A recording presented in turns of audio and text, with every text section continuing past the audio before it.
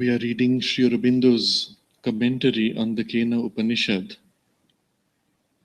In the text of the Upanishad, it takes up successively over 5 verses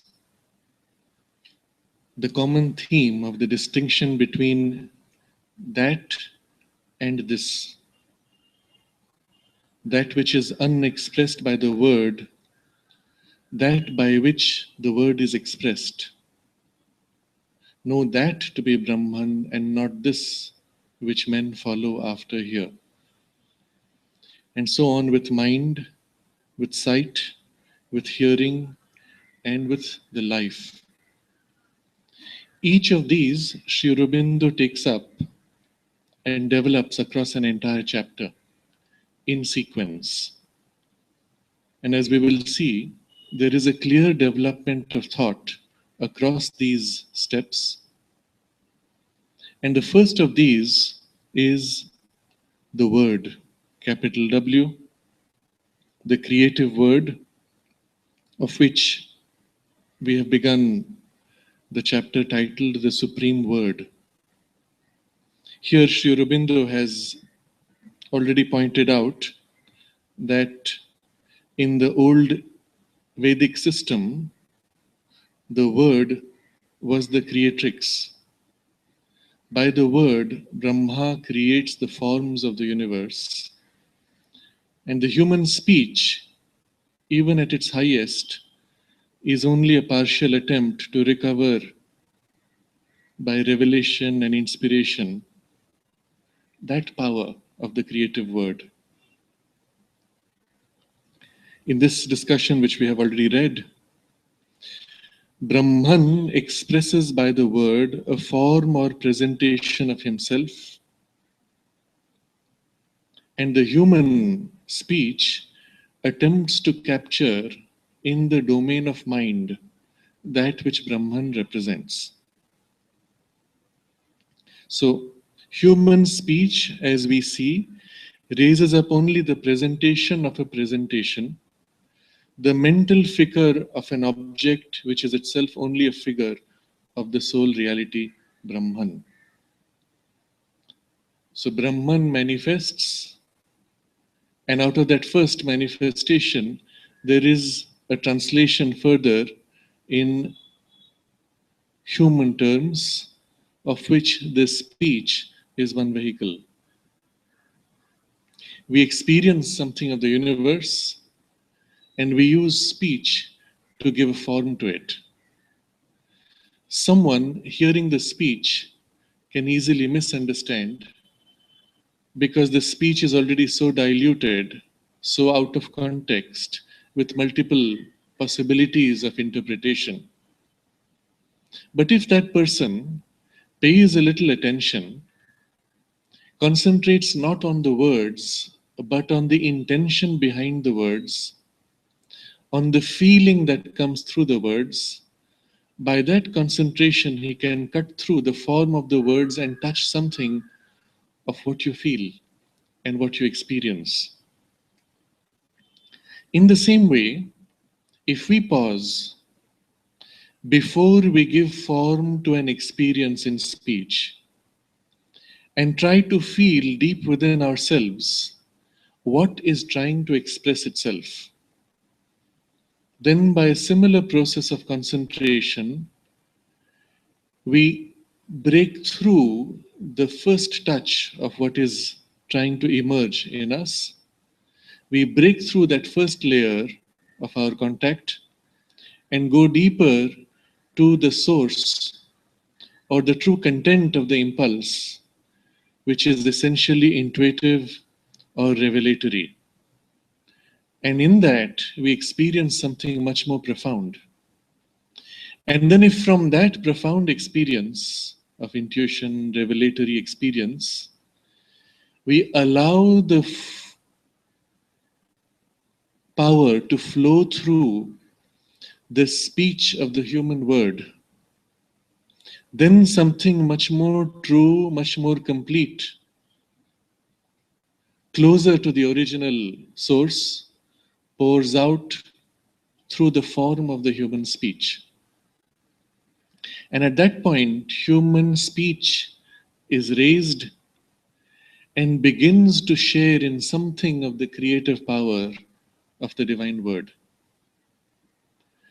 When speech is thus projected into the domain of form, it shares in that creative power and can produce results in the domain of thought, in the domain of emotions, and even in the physical domain.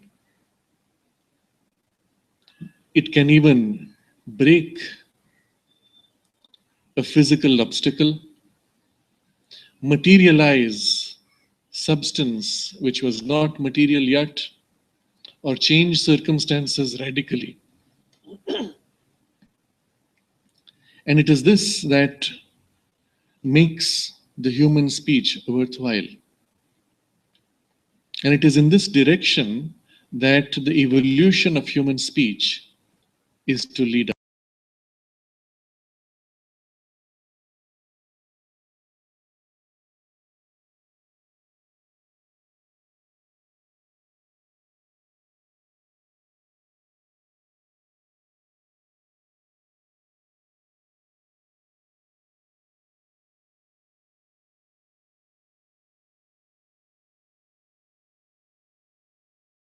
To truths of the higher domain. And the future development of poetry will be to focus more and more directly on this aspect of the creative power.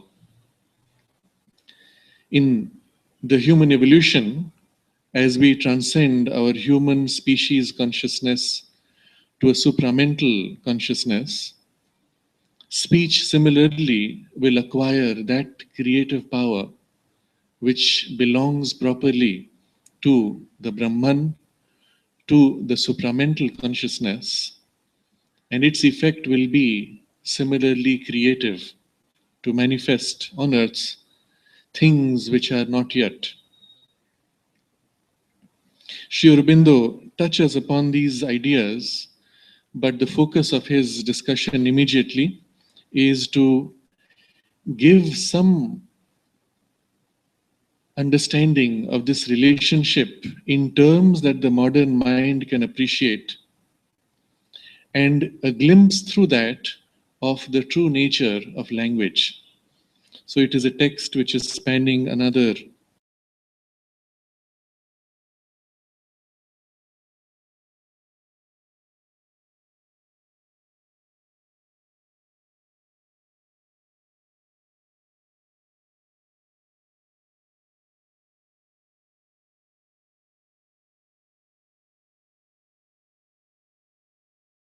power only extends to the creation of new mental images. That is to say, of adaptive formations based upon previous mental images. So the mind can only create newly out of combinations of what is already there before. Such a limited power gives no idea of the original creative puissance which the old thinkers attributed to the divine word. Now, Sri Aurobindo will try to give us a glimpse of what that is like. If, however, we go a little deeper below the surface, we shall arrive at a power in human speech which does give us a remote image of the original creative word. We know that vibration of sound has the power to create and to destroy forms.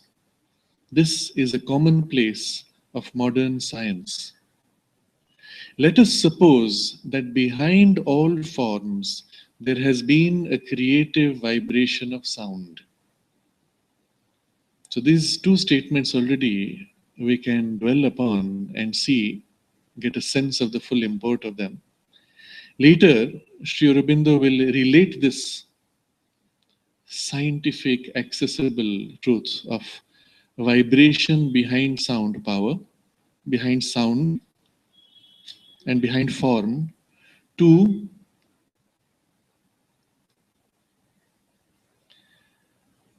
an equivalent idea of a subtle vibration behind the appearance of forms in manifestation on all levels of creation.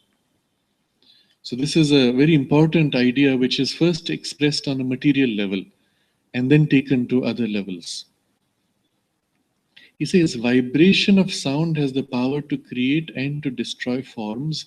This is a commonplace of modern science. Remember, Sri Aurobindo wrote this in the 1914-15 period, as far as I can see here. So modern science at that point, we may say, was still very primitive. And so even this reference to science has much greater examples and elaborations subsequently. That is, of course, true. But there is something which is not so well known of that period, which also I will touch upon, that there were a few scientists who went well beyond the domain of science then and even of the domain of science today. And they glimpsed certain or demonstrated certain capabilities which are far ahead even of modern scientific development. But just let's take what science is able to show us. The power of vibration of sound to create and to destroy forms. So there is a whole series of experiments where sound is projected on a thin surface. Thin because it vibrates more easily. But the principle applies to anything thick or hard. So you take, let's say, a sheet of plastic or rubber, elastic, and stretch it. Spray upon it fine powder, talcum powder, something which offers less resistance, and then play music or project sounds upon this sheet. It could be simply your word. You speak something, the sheet will vibrate slightly. But the energy of our human voice is not strong enough, so we will amplify it. We put a loudspeaker below and have this sheet above, and then we speak out things through the mic into the loudspeaker. Now the sound energy is amplified, and the results are dramatic. If you play a simple tone, just a simple sound, the vibration of the sound makes the sheet move, and the combinations of the waves of vibration combine to create points where the sheet moves less, points where it moves more. And so it displaces the powder to create patterns. Depending on the nature of the sound, the patterns are dynamic, they are changing continuously, like a tapestry, dynamic, moving, changing, flowing, but patterns, forms which are flowing. Depending on the sound, certain patterns may become stable and remain while other patterns keep moving. So you will see an image, often they are geometric patterns, and other patterns which are continuously changing. Now we vary the sound. We use different kinds of frequencies, different combinations of sounds, and the patterns change dynamically. So this is a whole field of exploration. One of the earliest pioneers documenting this kind of experimentation named it cymatics. And you may be interested to see both the book and the videos of these. You can see live in the video how the patterns change.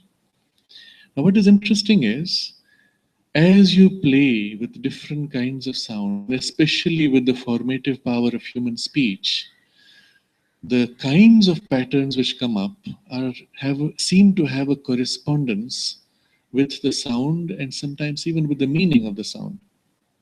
So geometric patterns, squares, circles, triangles also appear.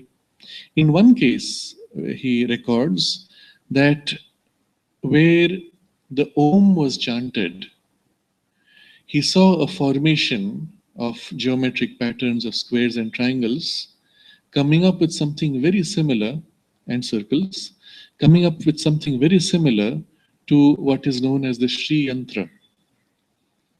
And we can see how that corresponds exactly to the truth of what the Sri Yantra represents. It is a representation of the whole cosmos, the geometry of the cosmos, represents the creative power of the Divine Mother, as she pours herself to form the cosmos. So all the planes of the cosmos and their intricate connection are represented.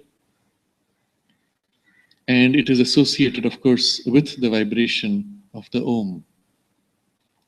So we see something very interesting here. At other times, he has said that he found when certain kinds of words or speech sounds were made, he saw scenes, flower like forms appearing, even plant like structures, looking exactly like plants, giving off the appearance of flower, and then breaking and changing to other patterns.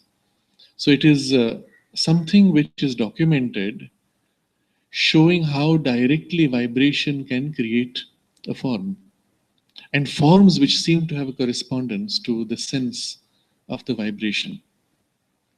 On the other side, we see also how when the vibrations are pitched in a particular way, catching the resonance of an object, it can move so intensely that it can break. So, a popular demonstration of this is to take a glass made of thin glass, a drinking bowl of glass made of thin glass, thin so that it vibrates easily, hit it with a finger, catch the frequency, and then a skillful opera singer catches that frequency and intensely puts out a sound of that frequency. The glass begins to vibrate, and it vibrates so much that the stress breaks the glass and the glass shatters. And this is something one can demonstrate how the human voice can cause this glass to break. Of course, the same thing can be amplified with machines. And we discover that most things which have a homogeneous character have a natural resonant frequency. If you tap that frequency and give enough energy through the sound, it vibrates strongly enough that it changes form, becomes soft, gets distorted. And if it is not elastic enough, it breaks. In a particular system of martial arts, Kalaripayat, based in Kerala, one of the techniques taught was how to break a wall. They learned how to climb a wall with their fingertips holding on to little cracks. We see that also in some movies represented in some of the Japanese martial arts with the ninjas climbing walls. But here was a technique to break a wall. And the method used was with the legs to stomp on the ground just in front of the wall. You had to catch the resonant frequency of the wall and build. Each time you hit, there was a slight vibration added, until eventually the whole wall was shaking. And at that time, a well placed and timed kick would shatter the wall, even a stone wall, or so it is said. But now, all this, if it is true at the level of material vibration, the same is also true at the level of other energy vibrations, including thought energy. So we see from the domain of science some examples of the power of vibration of sound to create and to destroy. But I mentioned that there were some experiments which went far ahead.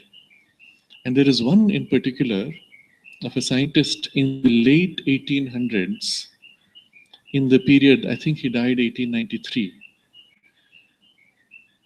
John Worrell Keely, his name, and you can look up the word Keely, K-E-E-L-Y.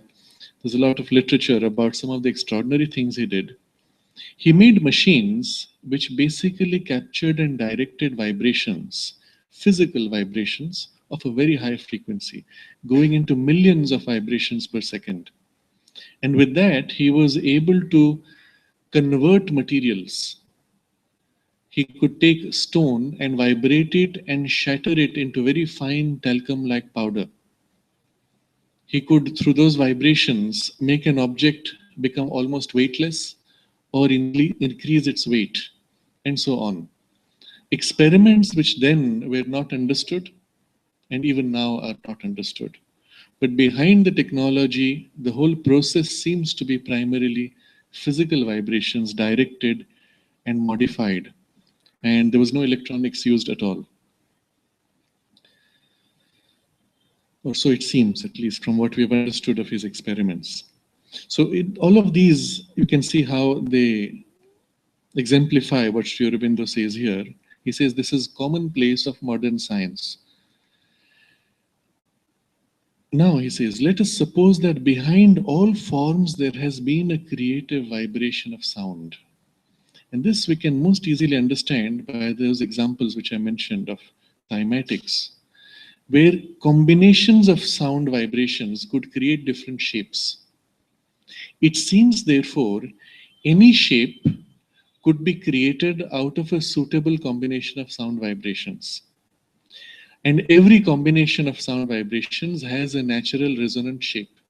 So there is an actual direct correspondence between the two. Now he takes a new track. Next, let us examine the relation of human speech to sound in general. So we've seen all these sounds we could create with very complex synthesizers, synthetic technological devices. But the human speech picks up out of that whole range a limited combination of sounds. We see at once that speech is only a particular application of the principle of sound, a vibration made by pressure of the breath in its passage through the throat and mouth. At first, beyond doubt, it must have been formed naturally and spontaneously to express the sensations and emotions created by an object or occurrence, and only afterwards seized upon by the mind to express first the idea of the object and then ideas about the object. The value of speech would therefore seem to be only representative and not creative, seem to be. So he's giving now the picture of how human speech has developed to what it is. We use speech now to describe an object. I say cat. And then I describe things about the object. The intelligent cat. But initially, he says, it must have started with the expression of sensations and emotions created by an object or occurrence. So something happened, a stone fell on my foot, and I go, ow. Now, this sound ow, you will see, is almost universal. It is not a word in any language, and yet every human being of any language whatsoever seems to make a similar sound. It is naturally expressive of the pain, discomfort, the shock, the suddenness, a surprising uh, pain that comes, and we express it with that sound. Another sound which transcends linguistic barriers is a sound of appreciation. Mm. When you want to say something is nice, this mm. When we want to express anger, similarly, we shift sounds in a particular bias, a certain direction of harsh, forceful sounds with large bursts of air pushing through. So every language undergoes a modification. Whatever the specific words we may use in our language, the direction of the modification is similar. H, sh, p. The energy of the air is pushing to amplify, to reveal aggression, forcefulness. So we see these things as something common. And so you can see how language would have naturally emerged from an initial set of such associated sounds with experiences. So when it starts raining, and yet let's say you have a sheet of plastic or asbestos sheet or metal, the sound of the rain falling has a very distinctive character. Or it's on leaves, let's say we're in the forest, the sound of the rain falling on the leaves. So how would you convey to somebody in the cave that it has started raining? Well, you would make gestures, but the sounds you would put with it would be brrr, brrr. So the series of dots of the drops falling and the repetitive sound. So such would be natural associations through which the language would have evolved. But behind that is a deeper truth. If you stop with this, you'll say, all right, speech is only representative. It represents by sound what you feel or think or experience. But behind that, there is a deeper truth. He says, but in fact, speech is creative. It creates forms of emotion, mental images, and impulses of action. So if you see how the very fact of my conveying brrr, rain to somebody inside the cave and the enthusiasm expressed through the tone of the sound would evoke in the other person the same excitement, thrill, surprise, or joy. Perhaps then he would rush to come out and play in the rain. But it communicated an emotion, it communicated an idea, and it caused an impulse to action. We see this in forms where someone gives an order, an authority. When he wants to compel you to do something, he may say, go, go, go. And the force put in the speech, the force itself moves you, drives you, excites, stimulates, and even directs. It need not have such an obvious character of the energy. It could be done through thought, and the same words could lead thought in a particular direction. But you see the same principle now operating on many levels. So he says, in fact, speech is creative. It creates forms of emotion, mental images, and impulses of action. The ancient Vedic theory and practice extended this creative action of speech by the use of mantra. Now, the moment you see that speech has this power, can we optimize this power? Can we intensify it? Can we make it more effective? And that is mantra, and he uses capital M.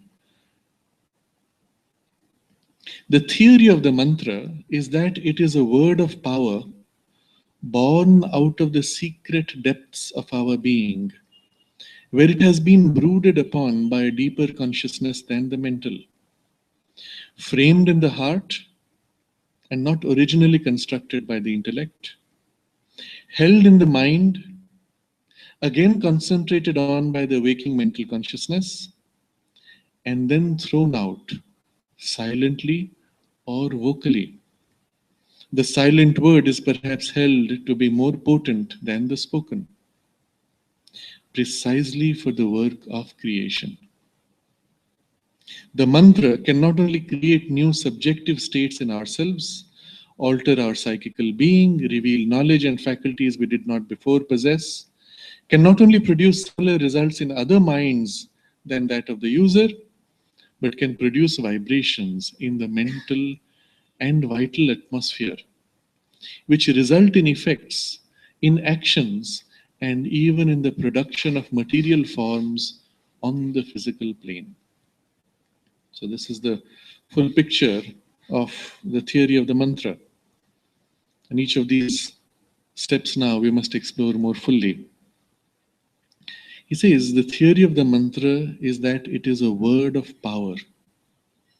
When a mantra is used, the word is a word of power. That is, it is power behind the word, power inspiring the word, power carried by the word for an effective outcome. The word is only then a vehicle carrier of the power itself. But it is a natural vehicle because it's a natural expression of the power. Where is it born? Deep within us, born out of the secret depths of our being, where it has been brooded upon by a deeper consciousness than the mental. So the origin of the mantra is deep within us, in regions which are still subliminal, behind the limen, behind the layer which separates our conscious awareness from the deeper ranges of consciousness of which we are not aware, but which are themselves very much awake. There, a different consciousness has dwelt on them, not the mental. A deeper consciousness than the mental has brooded upon. And what is this brooding on? The word brood is used to describe what a bird does when it sits on an egg. The egg, once released, instinctively the bird knows to sit on it, to keep it warm. Physically, that's all you see. But psychologically, when you do that, you nourish until that which is within the egg, right now still a potential, grows by the warmth and the nourishment received until it becomes fully ready, at which point it breaks out of the shell and comes out fully expressive, independent, capable now of fulfilling its mission. The symbolism here is fully carried over in this description of the mantra.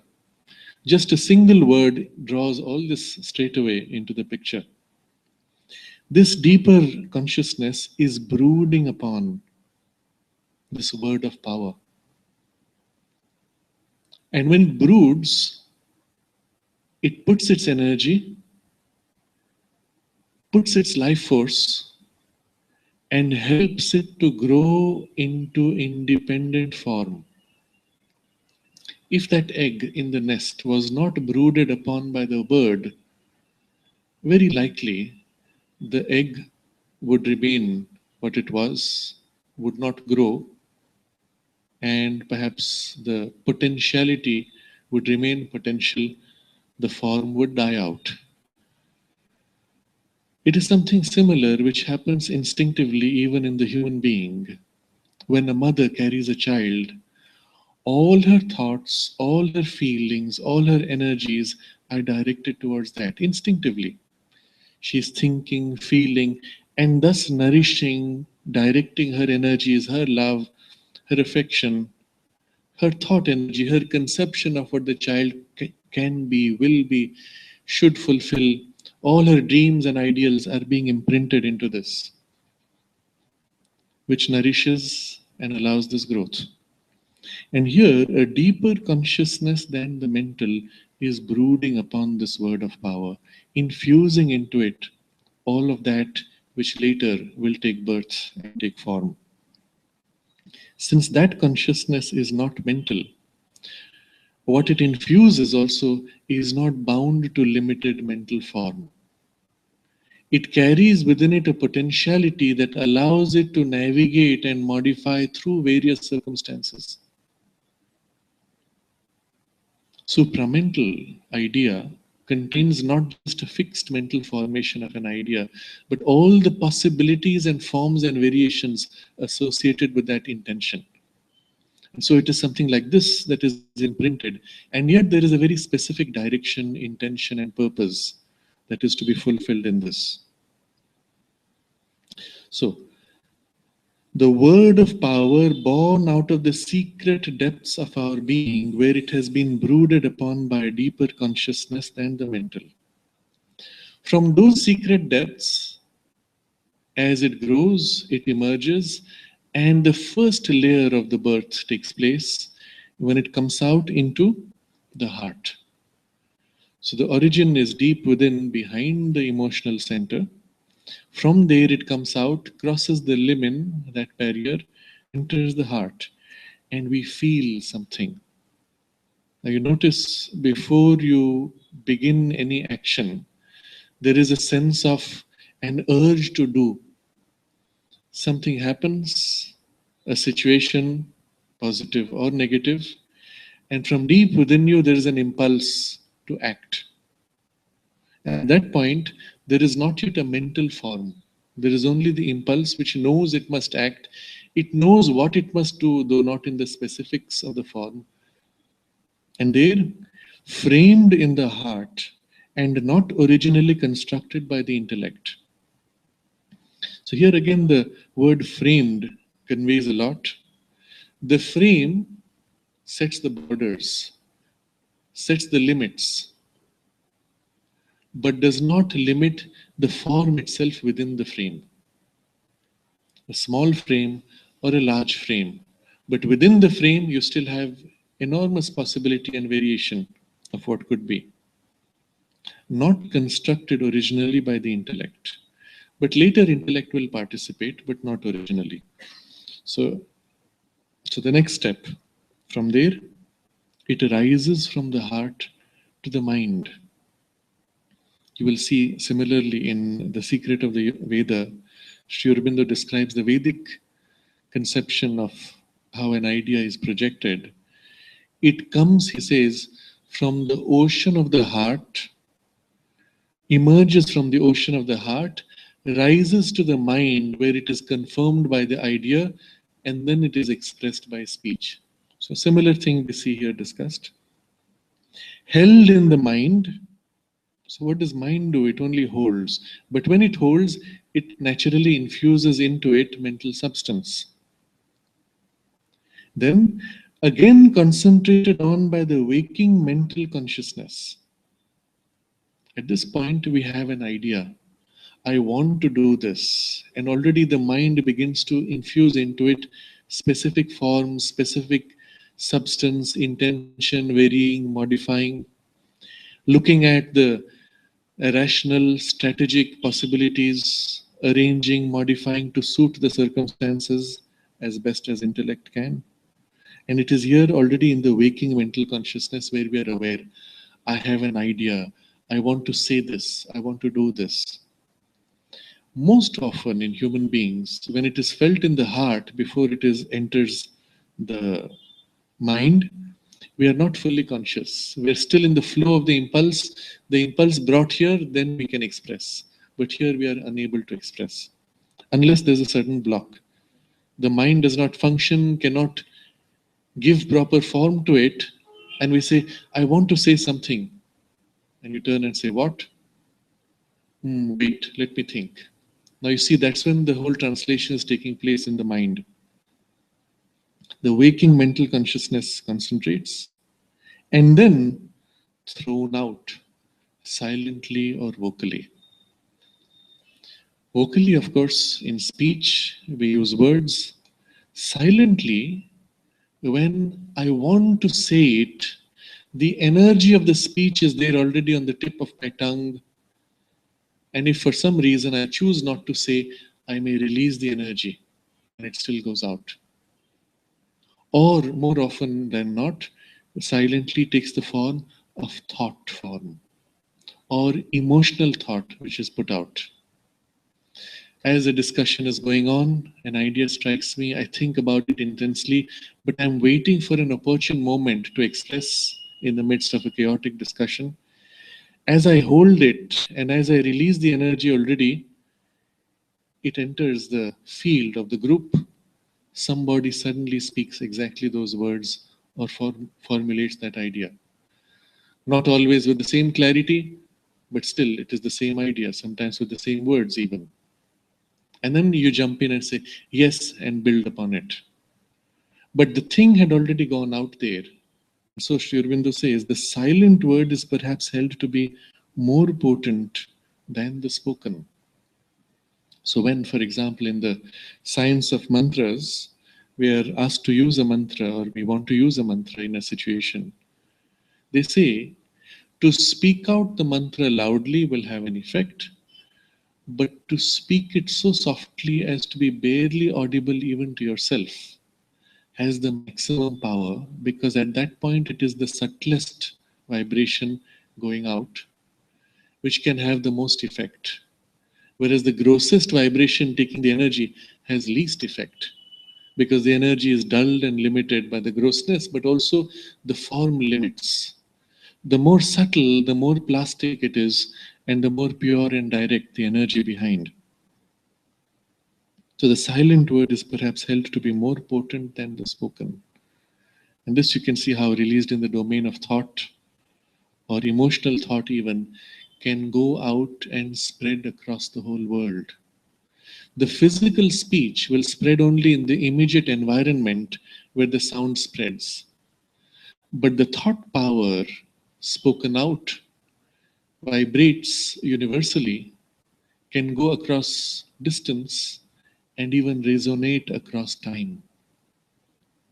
Sri Aurobindo describes how the particular crisis we see in Europe of the modern age and even the wars, the two world wars that followed, had their origin not in the players of that period, but in the philosophers a few decades before and the thoughts that they put out, which formed and imprinted society, and of which the natural consequence was this condition, this crisis and situation.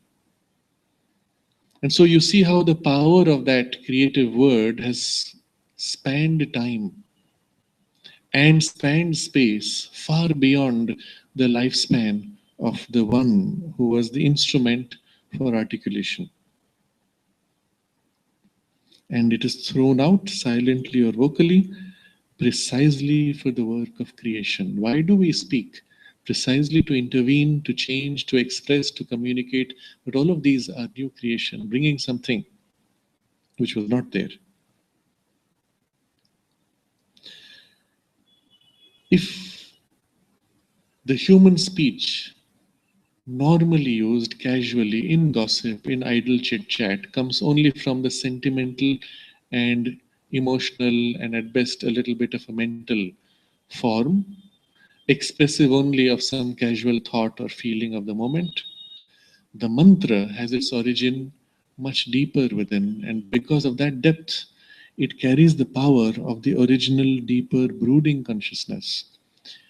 In the superficial layers, it may follow the same paths, but its origin is elsewhere. And therefore, the mantra can not only create new subjective states in ourselves, alter our psychical being, reveal knowledge and faculties we did not possess. So already here's a list of four things. Create new subjective states in ourselves. So you say, Om Shanti, Shanti, Shanti. Or the language not being here a necessity, you say Om, peace, peace, peace.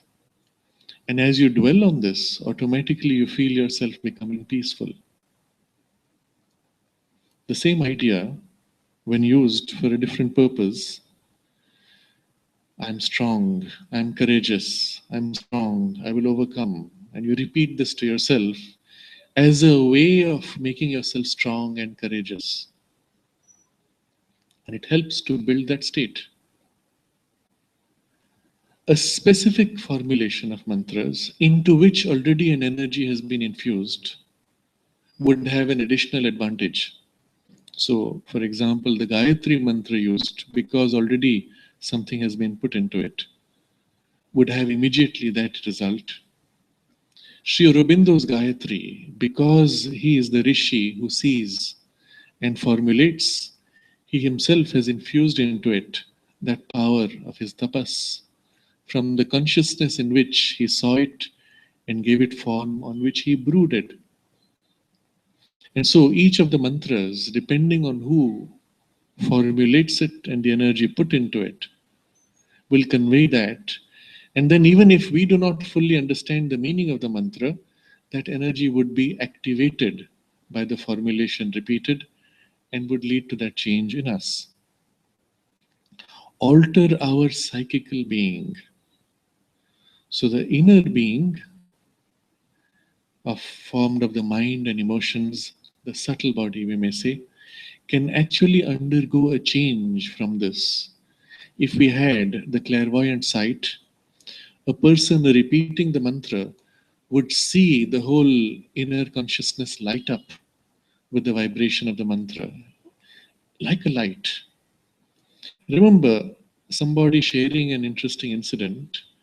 He was cycling from Pondicherry to Oroville, and in his consciousness, deep within, he had taken the practice of repeating a certain mantra of Sri Aurobindo.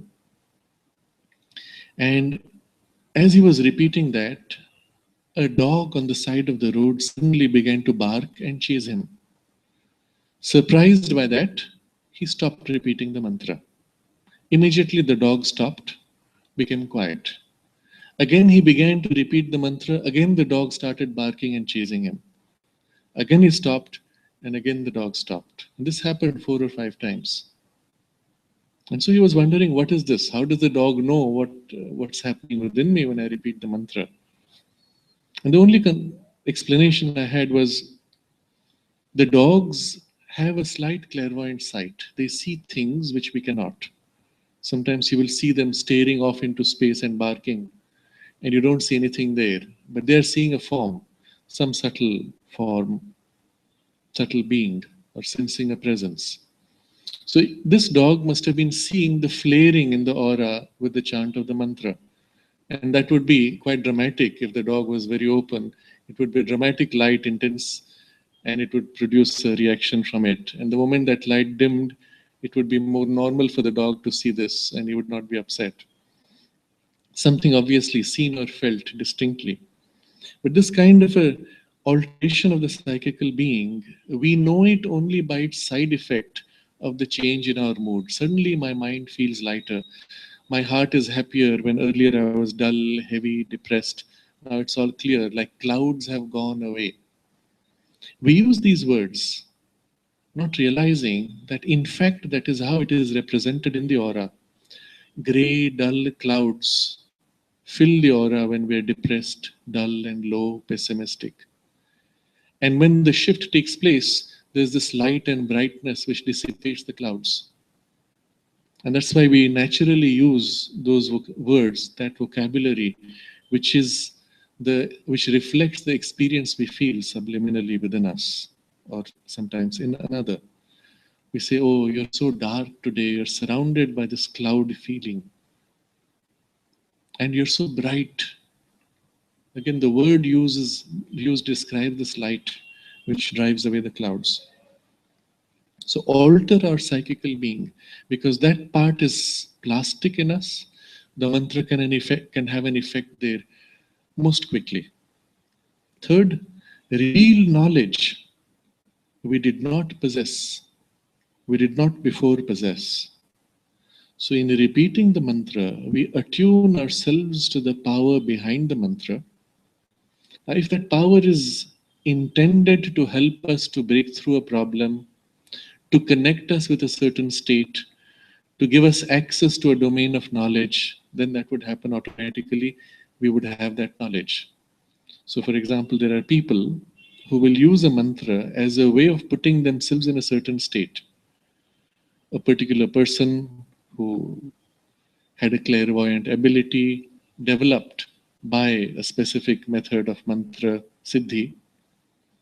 Whenever he had to exercise this to help people, he would concentrate, repeat his mantra to activate the sight, and then enter the clairvoyant state. Or if the intention of the mantra is not thus, the very act of repeating the mantra puts us in tune with the consciousness deep within, which brooded on the mantra to begin with. Something in us awakens at a deeper level, and the knowledge is accessed. Or fourth, reveal faculties we did not before possess. So not only knowledge, but even a certain skill, a capacity, a faculty of consciousness we do not have. For example, the faculty of sight, subtle sight in this case, the faculty of subtle hearing, which is not awakened, can be awakened by the use of a specific mantra. And this is the technique used in what is described broadly as mantra yoga. The whole process of the yoga, the development of consciousness, is primarily done through use of specific mantras. Each time a mantra is used until it leads to a certain activation, a realization now permanently placed in the consciousness. And then we say the mantra is siddha, meaning the realized is realized. and then you can discard the specific form of the mantra, the ability itself remains permanently.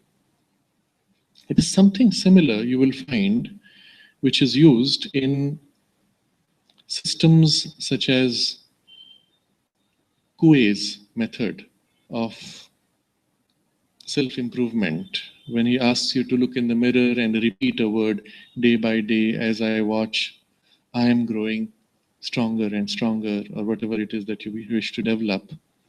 The repetition of that with a certain intention imprints, puts in touch with the vibration until at some point it acquires a physical character and a physical result. So these are four changes, four categories of changes within ourselves, can not only produce similar results in other minds than that of the user, exactly the same thing would apply if the object of the mantra is directed towards another,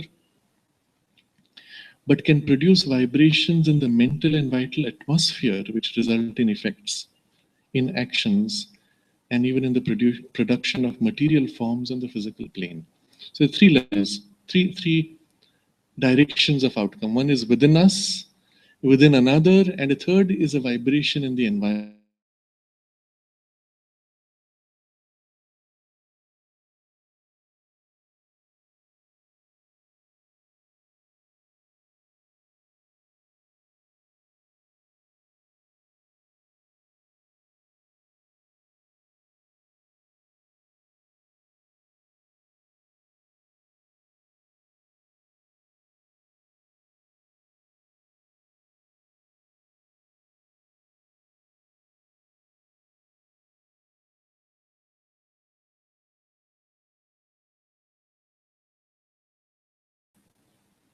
He said to me to repeat 3 times, and he said, for the mental, vital, and the physical.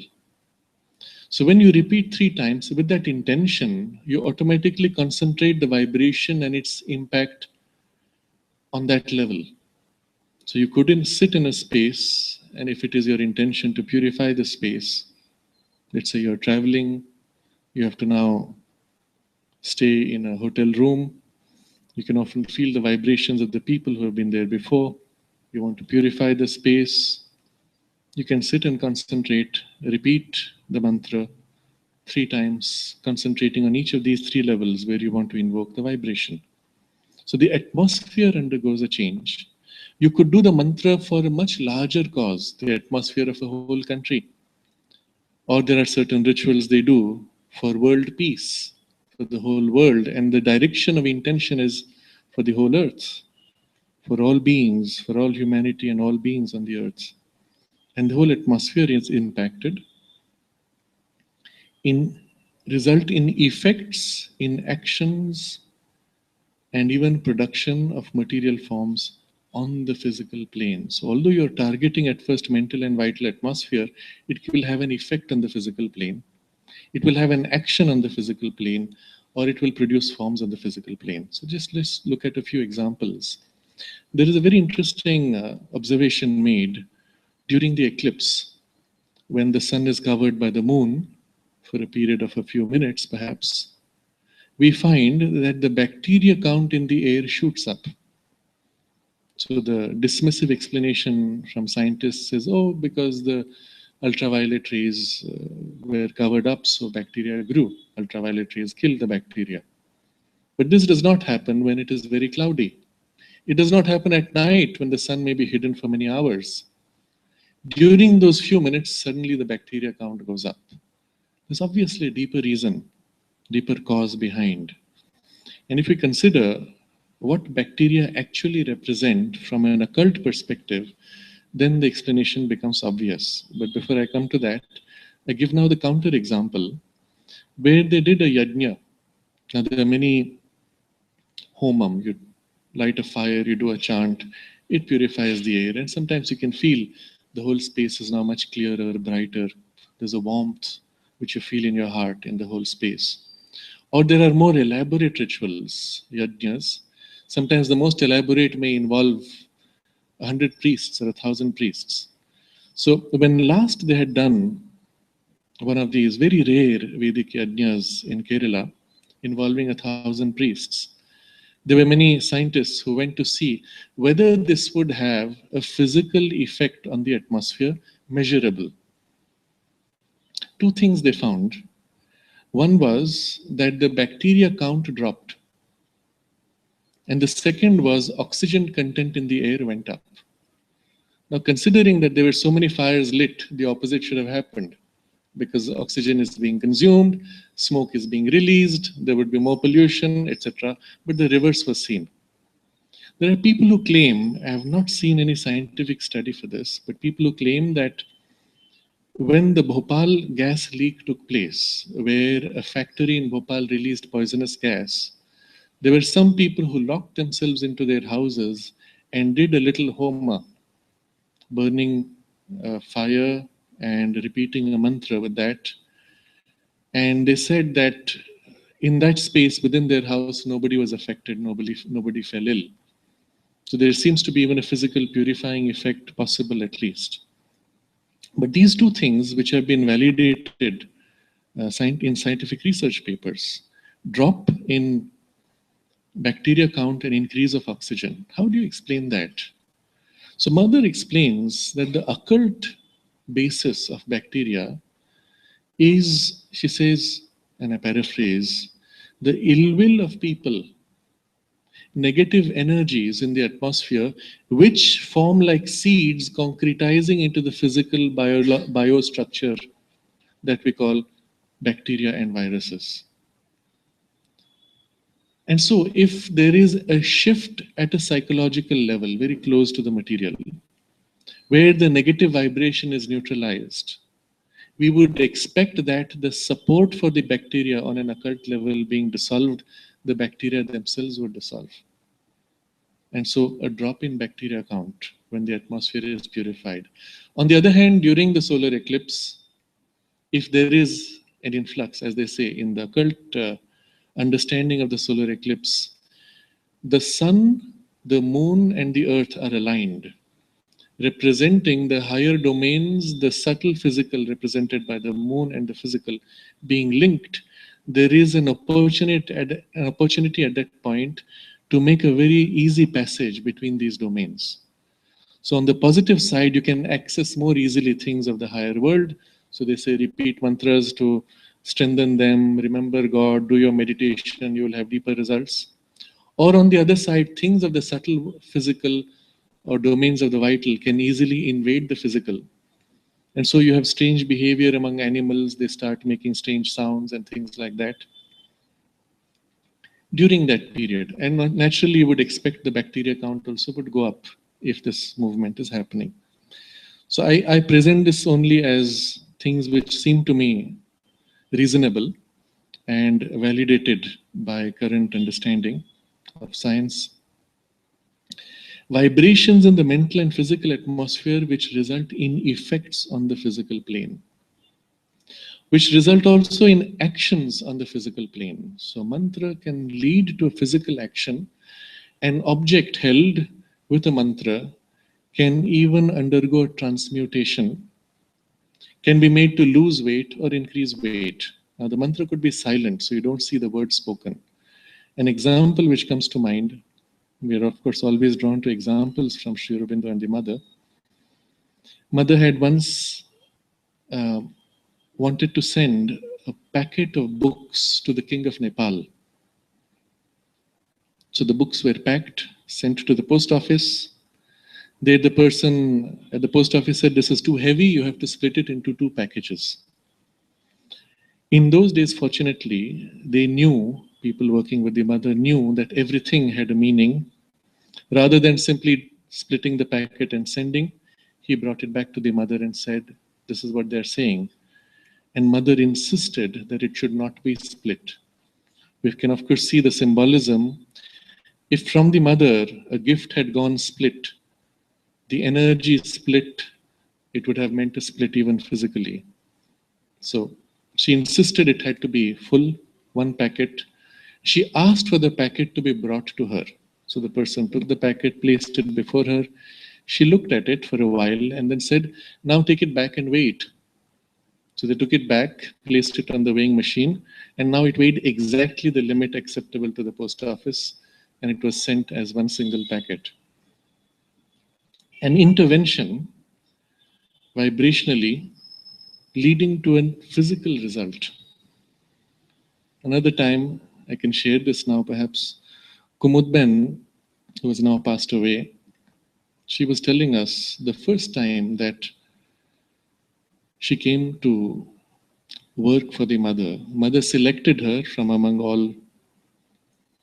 She was young then, in her 18, I think she must have been 18. So mother selected her as her personal attendant, warned her that all the other attendants would be jealous. She would have to suffer a lot because of that, which actually did happen. But then, when she took her around, showing her the work and the things to be done, suddenly she turned to Kumudben and said, "If I fall, would you be able to lift me?" And before could answer, with a mischievous smile, she said, "I can make myself light as a feather or heavy as a stone." So simple will intention is also a vibration, of course, but from the mental and vital to the physical, it can have a physical effect. Mantras have been used similarly for physical transmutations and other results. And finally, production of material forms on the physical plane. And people have used mantras for producing, even materializing objects or dematerializing, breaking things, and so on. I will just mention very quickly two incidents. One is from the life of Ganapati Muni. When he was on his travels at a certain village where he stayed, he heard a lot of shouting, and he saw that some of the huts had caught fire. People were running helter-skelter trying to find water to put it out. And immediately he was inspired. He invoked a mantra from the Veda, and the fire was put out. Direct physical effect. Or, as we know also, mantra can be used to provoke rain or to stop rain. And my favorite example of this is an incident which was narrated by students of the ashram school. They had gone to a picnic in the Nilgiri hills on a summer day. It was supposed to be a bright sun, but that day there were clouds and it was raining. So they sat for a while inside and they said, "Well, this is not good." One of them remembered that mother had given a mantra for stopping the rain, and she had also given a mantra for calling the rain, both of which have been used in the ashram at certain times. So they sat down and they started chanting the mantra for stopping rain. At the end of about 15 minutes, they stopped, watched, and in about half an hour, the rain stopped, the clouds cleared, there was bright sunlight. They had their picnic. On the way back, when they stopped at the local village, they asked them, "How is it that on a summer day it was raining?" And the villagers said, "This morning we all did a rain dance for our crops." So you had a morning intervention by the villagers to invoke the rain. Subsequently, these young boys came and they neutralized the rain, all done with the use of mantra and occult intervention. So all of these are included in the outcome from producing vibrations in the mental and vital atmosphere, which result in effects, actions, and even in productions of material forms on the physical plane.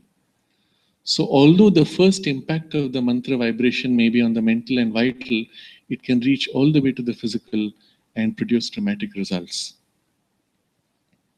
But we have seen now already on a physical level, sound can have a direct physical effect. So now you see how the two connect.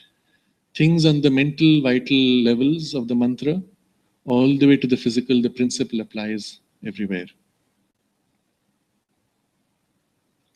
He continues, which we will take up next time. He says, "As a matter of fact, even ordinarily, even daily and hourly, we do produce by the word within us thought vibrations, thought forms, which result in corresponding vital and physical vibrations, act upon ourselves, act upon others, and end in the indirect creation of actions and forms in the physical world."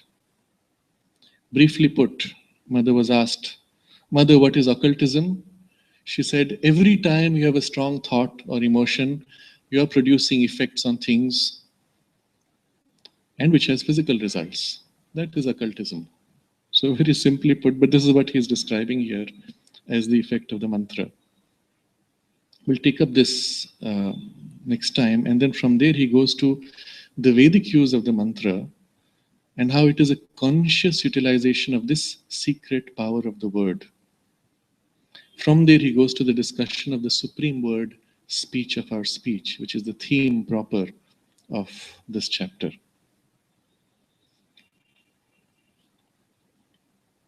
We can briefly meditate on this and continue the text next Sunday.